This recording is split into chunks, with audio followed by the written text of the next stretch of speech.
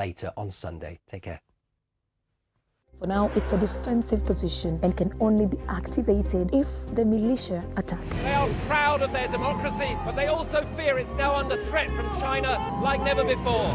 Every time the government drops tear gas, people disperse, but the farmers come back. When you're this close to the river, which is a front line, you are always watched, so you have to move quickly.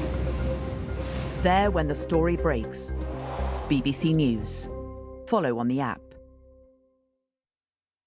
Today we're looking at the state of British politics. Asking, is technology ruining football? Are we too obsessed with our phones? Helen from Hull wants to know, how hot's the planet going to get?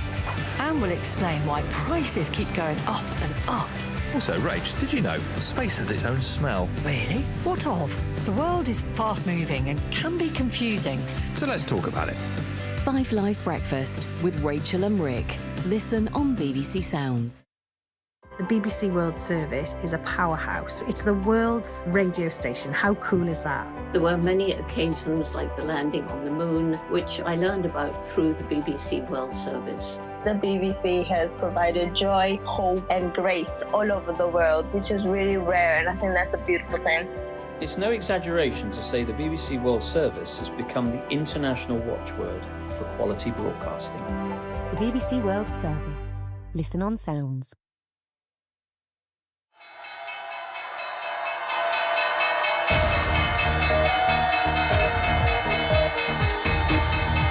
For US shares, Disney's stock sinks after the entertainment giant reports a loss for the first quarter.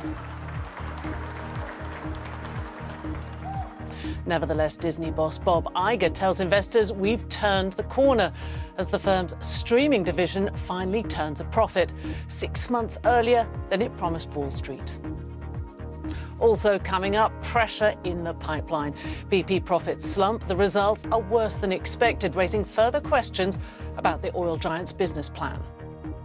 Plus, back on the radar for US regulators, Boeing faces a new safety investigation, this time over the 787 Dreamliner. Hello, welcome to Business Today. I'm Michelle Fleury.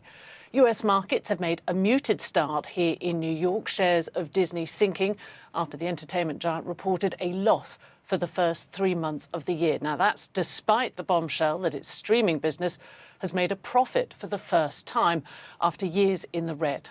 We'll get more detail on that a bit later. But first, Wall Street, its leading shares closed at a 3-week high on Monday on hopes that interest rates may be coming down in the coming months. So will that optimism last? Let's speak to Sam Stovall, Chief Investment Strategist at CFRA here in New York. Sam, great to have you here on the programme.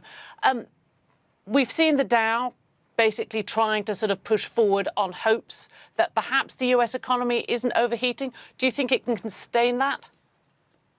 Yes, Michelle, I think it will. Right now, the market is focused on recapturing what it lost in the 5.5% pullback that we experienced since reaching the